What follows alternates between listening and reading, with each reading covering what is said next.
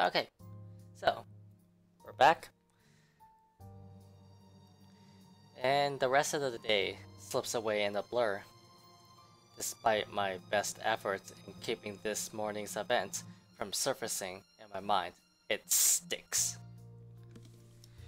Ugh. In a way, that well, everything today simply feels like a reminder. Every conversation, regardless of how casual, every topic, no matter how mundane it seems, I blame the news entirely for this. Recent happenings brought quite a few interesting stories to everyone's attention, mostly superstitious talk of death. And when locals talk about death here, anyone can be sure as hell count on someone bringing up that mansion Isabella sold not a few weeks ago. Even my own students won't stop yapping about it. I think it's even worse than when it was put back up in the market. Now there are more stories. If this is the world reminding me of what matters, or simply because the atmosphere around this time of year calls for it, I'd rather take the latter. At least then, I can be sure people will forget about it in favor of another set of holidays after. Nevertheless, and this may be a painful thing to admit, but listening to them is a pleasant distraction while waiting for Ashton's call. I hope I hope he didn't forget. The school days about to end soon. No, that's got nothing with what I heard. Okay, female student. You always hear stuff. I'm not sure if half of them's even real. No, really. Rowan knows about it. He used to be in the same class with them. I can hear you from back here, you know. You know. Whatever, Rowan. Anyway, the story goes like this. There were three of them. They entered the mansion on a dare, and they were all never seen again. No one knows what happened to them, up to this day. Scary shit, man. Cock and bull story. Calling it now. There you go. No, you don't get it. Why don't you ask Miss Gales then? Better yet, why don't you go inside the place? I'm betting my allowance you can't do it. Their talk immediately halts when I look up. All of them suddenly pretending to be engrossed in their current activity. Still, a word to put a stopper to this nonsense is needed. Creativity and imagination fostered by these stories is one thing, but reckless ideas should be corrected before anything potentially tragic comes from it. Back to your worksheets, everyone. And I don't want to hear any talk of dares or going inside that mansion. It's private property now. You'd all better stay away from it before... Huh. At the noise, the whole lot of them go silent. You can almost hear a pin drop. The look on their faces would have made for a funny picture, but that's irrelevant at the moment. If that is a student loitering around, someone's going to be in trouble. I'll be back. If you're done, you can leave your worksheets on my desk. Keep the noise to a minimum while I'm gone, okay?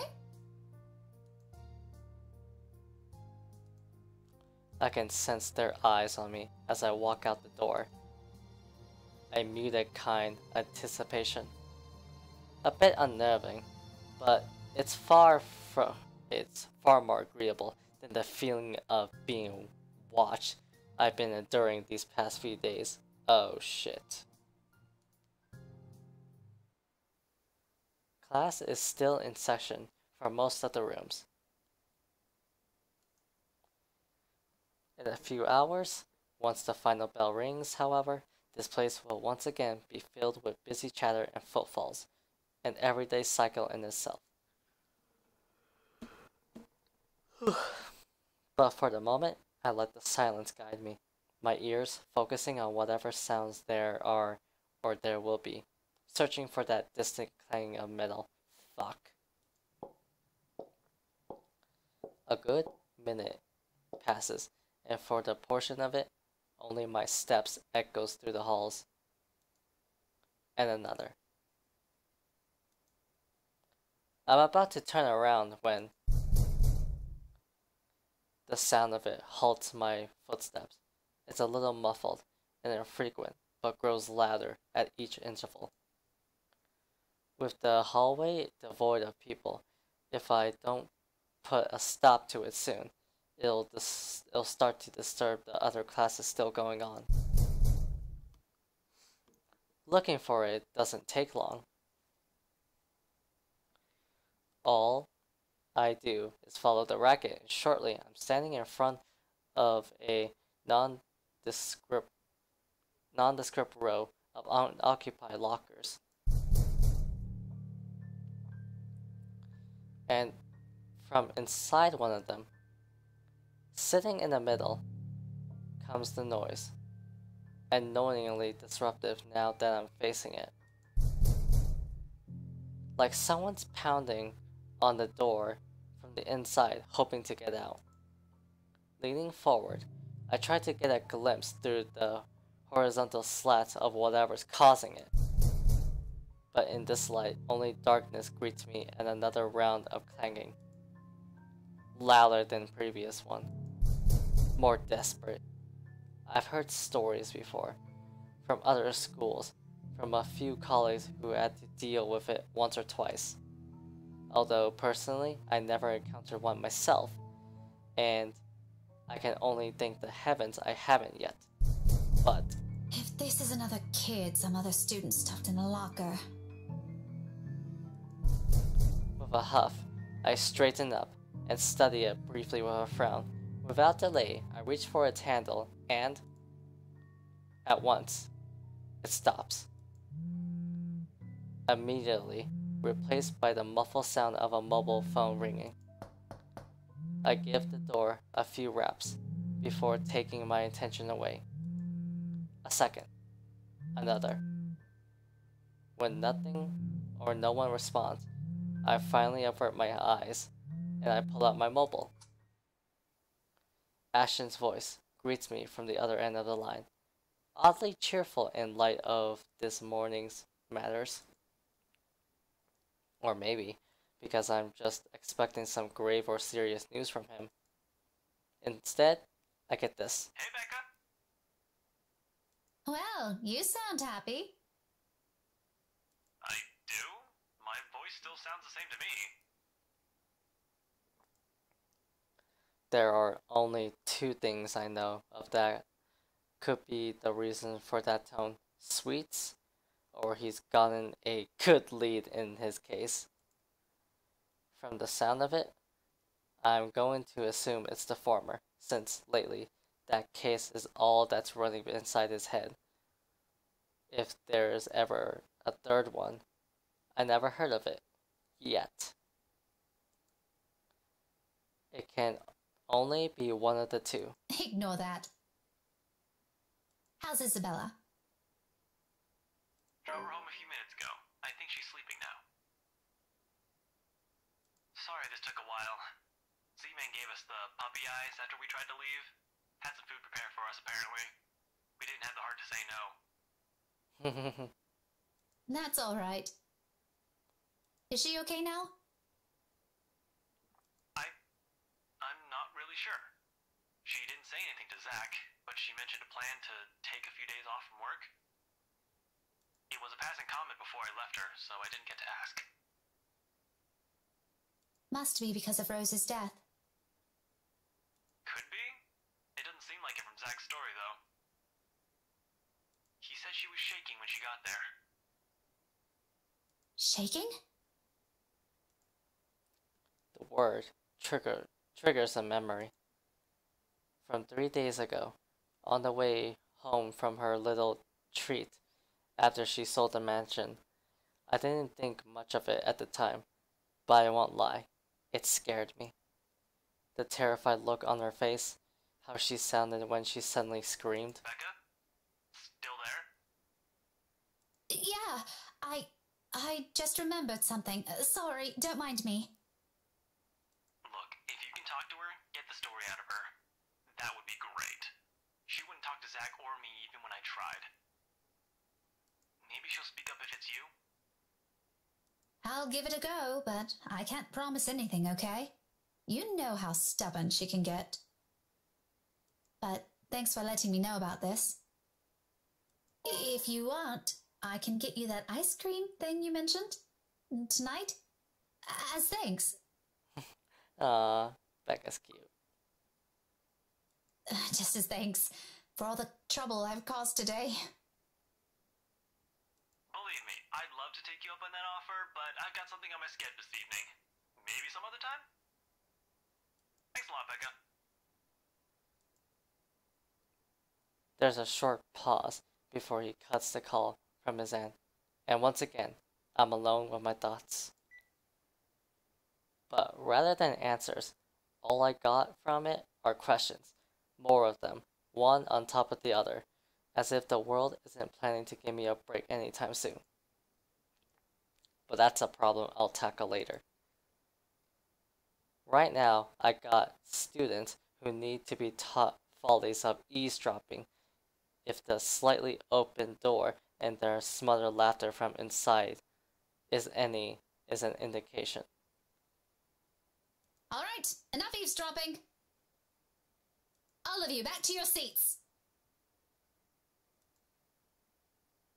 Is that your boyfriend, Miss Gales? None of your business. He totally is. A quick scuffle follows that comment. If there's a resort prepared at the tip of my tongue, I drop every pretense of letting it loose on them. There's no use arguing with teenagers sometimes, boisterous as they all are. They're still my kids though. Rough around the edges maybe, but still my kids. Shaking my head, I head back to my classroom with a smile, but not before taking a glance at the locker again. It hasn't made a sound since. Oh, must be the wind. So without another look, I leave it alone. Wow. Really? Really, I had to do that.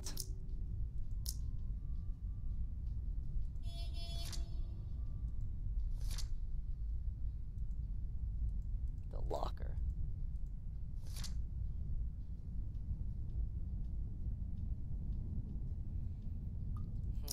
Would something have happened if I chose differently?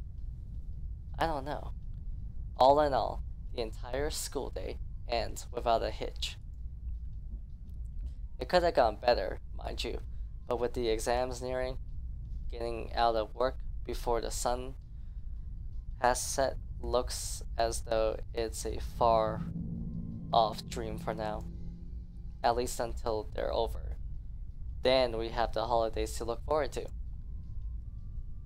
There really are times when you simply take what you can get for the time being. Nothing wrong with that. All I'm hoping for is this will continue until the whole day ends. There's still that promise I made to Ashton, and frankly, the idea alone doesn't sound good. If Isabella didn't talk to them, what makes them think she'll talk to me? It's not like there's a heresy, is there? Or something like that. Just because I can handle Isabella's childish tendencies doesn't mean I can do it all the time. Really, those two give me too much credit. Nevertheless, I'm keeping my fingers crossed, if only because I'm also worried about her. and both Zachary and Ashton deem it important that somebody get the story out of her. Here's to hoping it's got nothing to do with that letter again. I understand if she feels a bit stressed lately, but keeping that story going on for more than a week is... It's bound to get tiring at one point. Seriously, I really don't want this to end in another argument. God willing, the cafe's special will help smother things out. After all, it's always been food with her. Or money. But mostly food.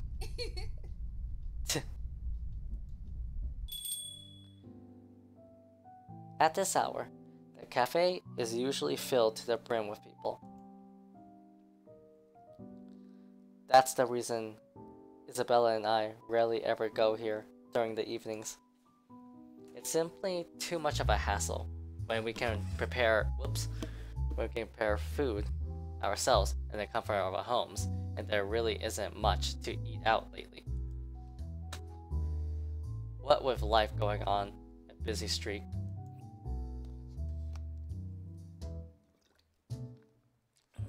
No time for long lines. Better spend that doing something productive, yes? Lucky there isn't one tonight.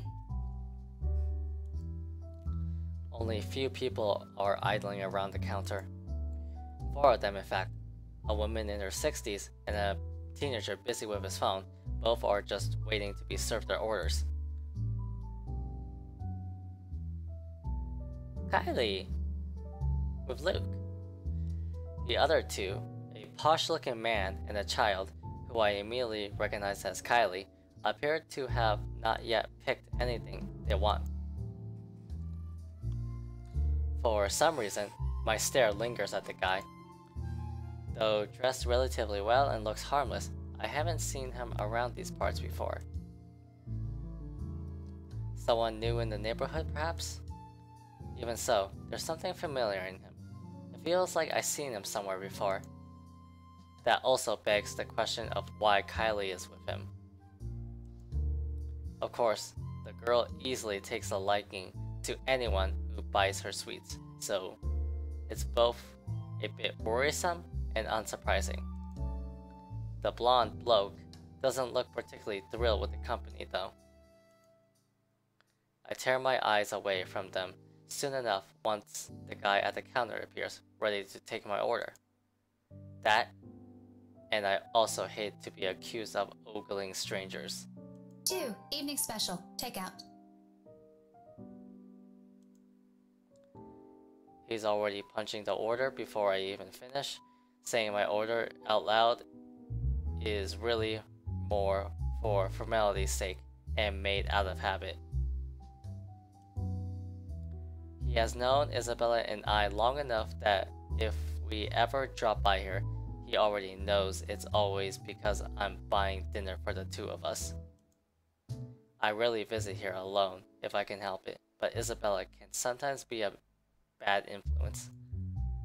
He gives me a small smile before leaving to repair my order, while I fish for my wallet when... Look, you little ankle biter. If I buy you the biggest parfait they have, will you please behave? I would just like 5, no, 10 minutes of peace and quiet. You said you'll get me some bread pudding this time. Yeah, well, darling, they said they ran out of it. Just pick another one so we can be on our way. That parfait doesn't look as cute as the one my mom bought me. Parfait is just ice cream, sweetheart. It'll melt no matter how dainty it appears. In the end, it'll all look like an ugly puddle. Now come on, just pick one. It could even be the most expensive one on that list. I don't give a shit. Oh. Care, I don't care. What I would give for someone to buy you off my hands right now. What? My whole attention instantly snaps back to them and their conversation. Jumping to conclusions isn't something I'm particularly fond of, especially when all I have are baseless assumptions. But you can't really trust a stranger these days. No one around the cafe seems to have noticed his words either. Very suspicious words. Still, I don't move. Yet. But my hand has already shifted from my wallet to the book I'm carrying. A hardbound textbook looks harmless, but if the situation calls for it, it might be it might be a good deadly weapon. Might.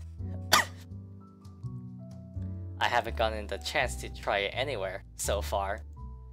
Today could be the day. But you promised. Look, if you don't want a parfait, how about... Oh gosh, she's gonna scream, is she?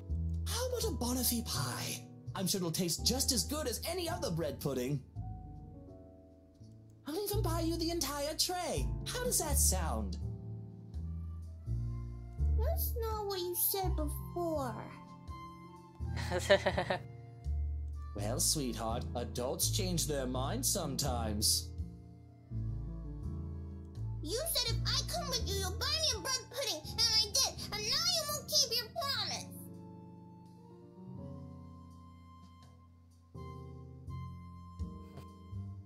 I want to go home. I miss my mom. Oh no, is she crying? No, darling, if I remember correctly, and I have a good memory, honey. What I said was, if you come quietly with me, I might buy you one. The quiet part didn't happen. Though now that I'm sober, I think this is a bad idea. And I should just ship you someplace else for that peace and quiet.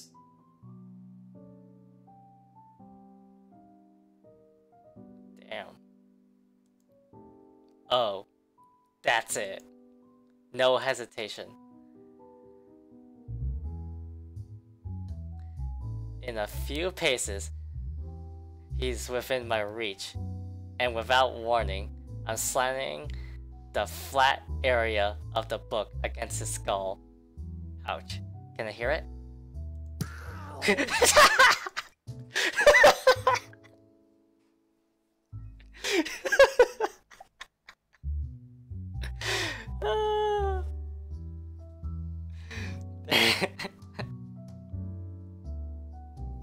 There's a cry of pain, followed by him instantly crouching down, hands nursing the sore spot. And how is it that my relationship is this high? Or is it what do I call it? An expectation bar.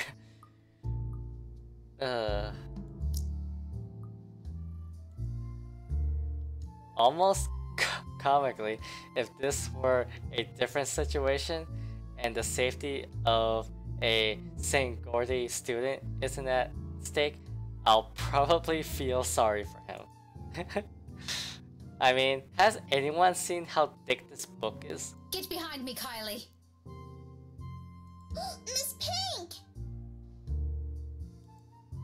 It's amusing how fast her expression changes from the pouty one earlier to something that of utter delight upon seeing me.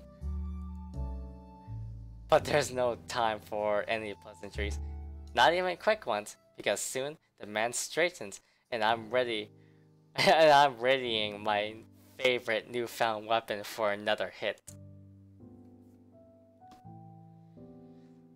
Except this time, he's ready. And before I can land another one, his hand shoots up to catch my wrist in a firm grip. Oh god, and the look on his face. Bloody hell, woman, what's your problem? Kidnapper? How is he a kidnapper? He must be drunk, was he? To say he's pissed would be a complete understatement. Had I been the weak-willed sort, I'll probably cower under his sharp gaze. This sharp gaze. but that simply isn't how I roll. If he thinks he can scare me and do as he pleases here, just because I'm a woman, or whatever his reasons may be, he's got another thing coming for him. So instead, I return it to him with the same intensity, with the same venom. What's my problem? You're the one who has a problem here. Rotten bowbags like you don't deserve the freedom to run this town. What are you doing to this girl? And why is that any of your business, pray tell? Oh, it's my business if I make it to be. Now, release me or I'll call the police. You think that scares me, Daisy? I have a name, you sleazy douchebag. Oh, I'm sure. Sleazy douchebag. Or douche, whatever. His grip on my hand only tightens when I attempt to shake it off. His tone may be dripping with anger and sarcasm, but the gleam in his eyes says it all. He's getting a kick out of this. Riling people up, getting on their nerves, invading their personal space. He knows exactly what and which buttons to push. The nerve of this person. The nerve of this asshole. If he thinks I'm going to give in to his goading, please, he might as well just kiss his sorry behind. Okay.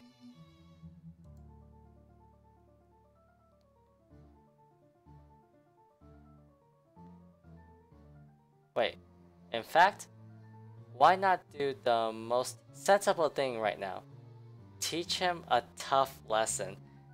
Hit him where it hurts. Shout for help. Like, who would come and help someone nowadays?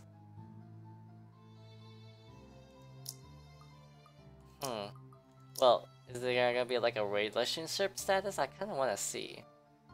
What happens if I shout for help? Let me go, you uncouth lout! Okay, he doesn't like it. Okay, that was the test. That was just a test, really. I wanted to go with the first choice, which is hit him where it hurts. Mister, you have until the count of 5 to let me go and step out of my personal space. Oh, he dislikes it even more. I'm taking it. If Hana can step up for herself, so can Rebecca. And besides, I want to see where this goes. A fair warning. Fairer than any I can offer for people of his kind, and I'm already being considerate. Hell, this asshole doesn't even deserve a warning.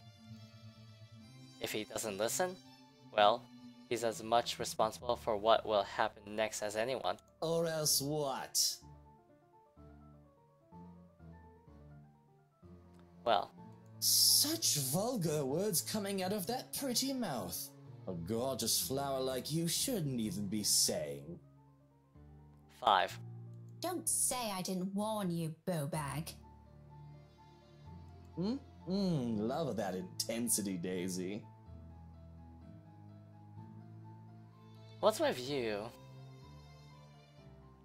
Okay. FYI, I like feisty in a woman. It gives them this certain charm. Why don't you? 5. A second of silence.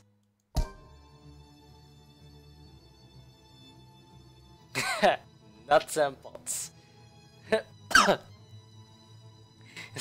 Like I even said it. 5. Then, without any preamble, my leg moves in one fluid motion and delivers a swift, powerful, well-placed kick to his nether regions.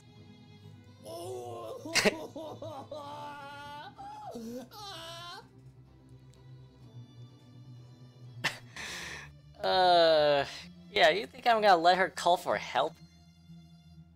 Yeah, that's not gonna work. No one's gonna help me. Might as well kick his sorry ballsack. Needless to say, the effect is instantaneous. He yelps, abruptly drops his hold on me, and kneels over, howling from the pain. I can see tears forming at the corners of his eyes too, though the mere sight of it prompts not an ounce of remorse for me. I would have been gentler, okay, if he isn't such a dirty little prick with an ego too big for his head. Too bad. Whether this obliterates any chance of him ever procreating remains to be known, but a part of me is already praying he doesn't ever breed after this. We have no need of more of him in this world. You mad woman! You're the douche. A sleazy douche. I warned you, you ass! Why, you... This is harassment, I'm telling you! Harassment! Then why don't you tell that to the police once they get here, hmm? You despicable! Whatever you're assuming I am, I'll have you know it's all in your head. None of it's true. You best have that pretty brain of yours checked before that gets worse. What is wrong with you? Is this the face of someone who'd do anything suspicious? Oh? You don't think a stranger luring an innocent child with promises of sweets before whisking them away from their parents doesn't warrant any suspicion? You have a very funny definition of suspicious, asshole. Maybe you're the one who should have that head of yours checked. The kid asked me to buy her sweets. You're the one who's suspicious here. I'll have you know, I have a wife. What does that have to do with whatever is going on here? That much, at least, appears to have a sliver of truth to it. He even makes a show of banishing his left hand to my face with much flourish. Sure enough, a wedding ring is there, though all that earned him is an unimpressed glare from me. Immediately, a small part of me starts to feel sorry for whoever, whatever, poor woman married this sod. I don't understand why he has to bring her up either. Yes, that's what I'm saying! As if the mention of her alone will magically present a solution to his problem. She must truly be a remarkable woman if she can handle a dirtbag like him. And even my wife of all people in this bloody city, has never, I'm telling you, accused me of such a scandalous thing! You crazy woman! Oh, he mad. Married or not, you're still a sleaze. Honestly, I feel... Miss Pink, why are you fighting with my Tio? Tio? This is Tio? Whatever words still left to be said here dies on my tongue. The same thing goes for the sleaze.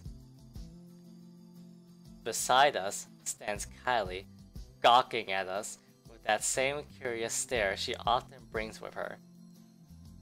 I know that look all too well. A precocious child through and through. She doesn't say anything further. Her gaze simply moves between us, eyeing us both carefully, clearly anticipating an answer. From my experience, when it gets like this with children her age. It's a sure sign they won't leave you until you've given them an answer they're satisfied with.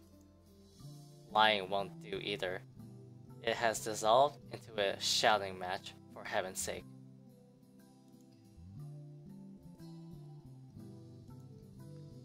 And did she just say teal? Something falls straight to the pit of my stomach at that. But my tone is gentle when I finally address her, void of any apprehension and what might be the first hints of embarrassment. I pointedly ignore the latter.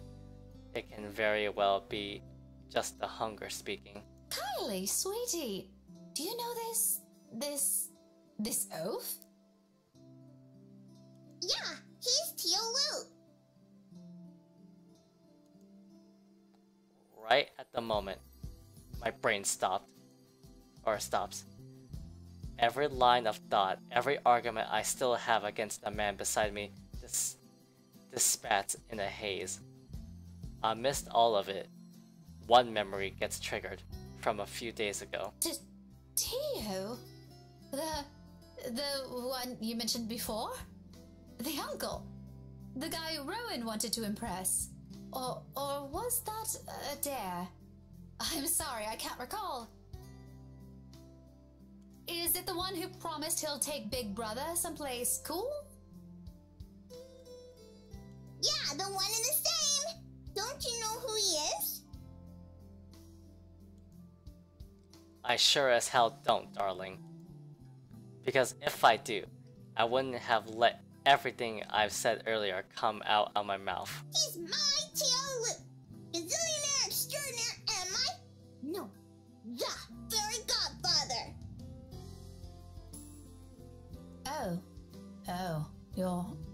He's your godfather. That's... Oh. That's nice. I'm sure people are looking at us right now, thinking what the hell happened. And this, what Kylie said popped out and it's just awkward. The one and only.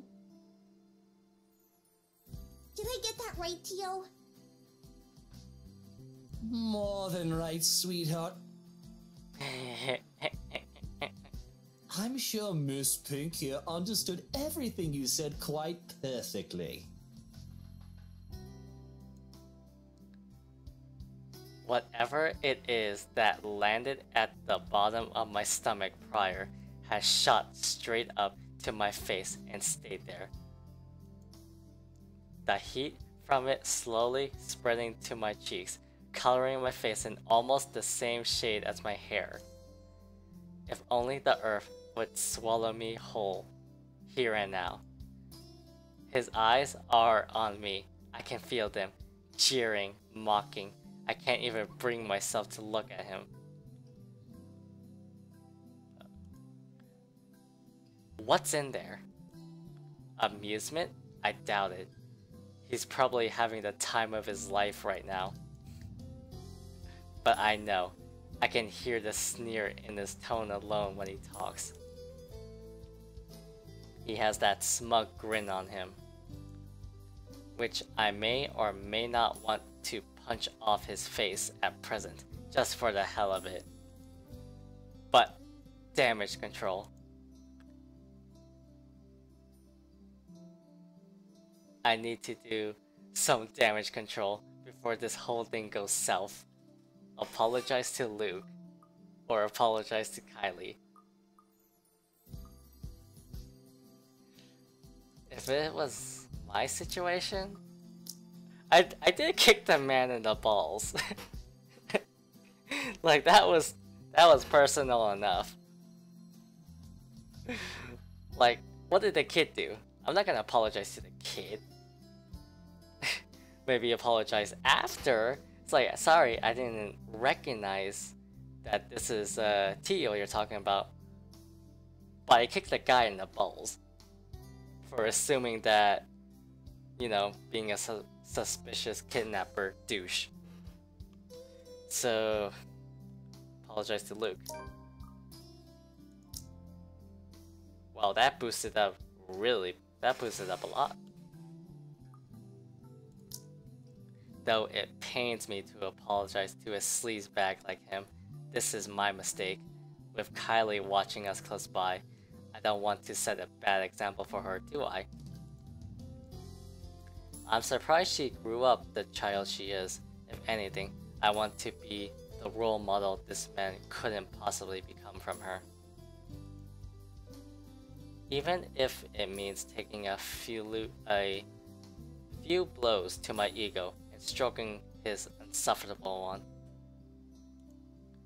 A deep gulp of air, a short moment to swallow my self-respect, and then I'm facing him. The words are out of my mouth in a single breath. I'm really, really sorry, sir. The bigger person achievement, yes. I had no idea. His smirk is impossible to miss. He's not making an effort to hide it, and even the smile is so irritating present in his tone. If I could slap it off him, I'd do it in a heartbeat. Now, it's an honest mistake, Daisy. No, I really mean it. I actually thought you were... And then... It's fine now. It probably happens quite a lot to a few people who look suspicious to you. Seems I'm one of them now. But don't lose sleep over it. Do be careful with that book, though. A little more and you would have dislodged my poor brain off my head. At least he's making... He's not really much of a douche. He hasn't hit me, even when I kicked him in the balls. He's still laughing about it, or joking, kind of. Maybe it's just no, it's a sarcasm. What would I ever do if that happens? Oh no! Did it leave a mark or anything? If you want, we can have it checked. I'll handle the expenses if there's a need for it. Now, what kind of man would I be if I let an attractive woman such as yourself do that? Why don't we just look at it this way? My forgiveness is coming from the utter goodness of my heart. So full of himself. Exactly the kind of person I'll happily live to die in a ditch somewhere. Of course, sir. Why didn't I think of it that way? I know, right? But even someone as capable as you is bound to have a few lapses. No harm done, Daisy. Let's move on from this. Well, if you're going to put it like that, then I guess there's nothing left for us to talk about. I figured as much. Awkward. The whole exchange is nothing but an awkward display of fake pleasantries. And one that brings much agony to the very pride I willingly held back a while ago. I might need a drink later so I can forget any of this ever happened. Who would have thought the time would come when I meet someone tougher to handle than Isabella?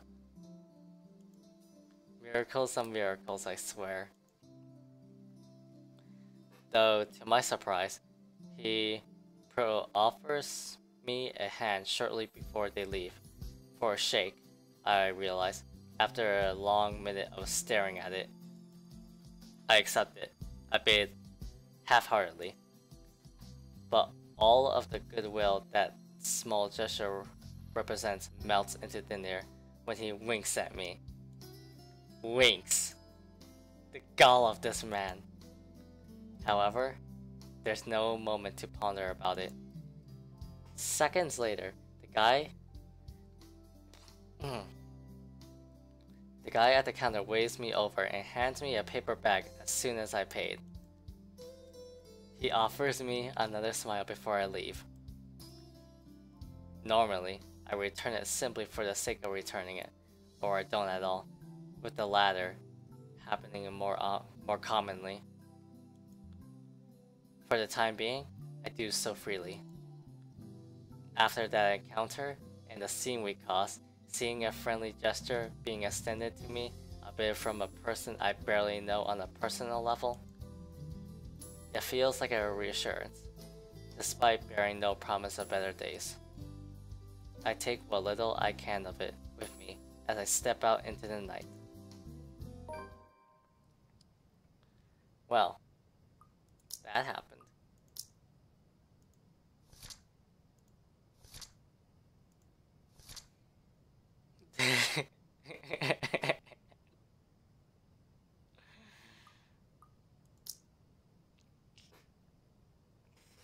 Good on you, Rebecca.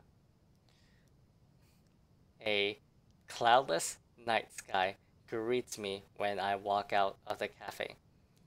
Beyond the tall buildings, a blanket of stars spreads out before me. Isabella once told me that the best place to view it is someplace outside the city, away from the noise and the obstructive lights. Obtrusive lights. She'd seen it once in her mom's hometown, and another time in the university she used to attend. Then, she asked if it's possible to try it out here sometime. I agreed with her at the time, if only because she appeared excited at the mere prospect of it. We made those little plans along with Zachary and Ashton. Though up until now, we never got around it. Even so, I find myself enjoying this, despite being told it's only half the experience. Little things, you know? Stuff you learn to appreciate when you're alone. Because at certain times, you get to meet people who are unfortunately born with the innate talent to ruin the mood and the scene with their mere existence alone. For example, the very driver of the car fast approaching my direction. Luckily, he didn't notice me. But the fleeting moment we pass each other by gives me a brief glance of the people he's with.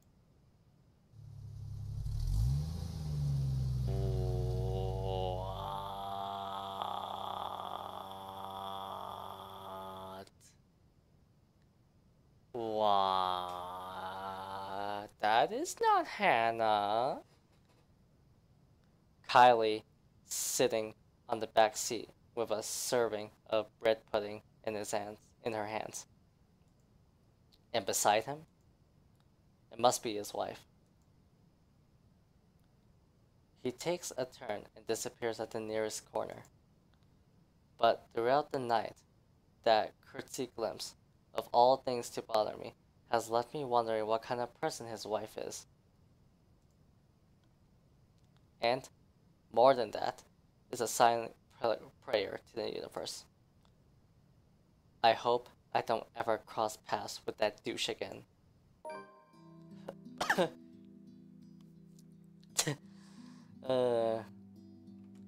Probably have to. Ugh. Anyway, I'm gonna stop right here. It's gonna be at least a little short section than I planned it to be, but I am tired. Ooh, really tired, but that was a good show. Good job, Rebecca. Good job, Rebecca. Don't shout for help. Take it. You can take care of yourself. But anyway, that's it for now. When we come back, I think we're gonna have dinner with Isabella. So, have a good day, everyone.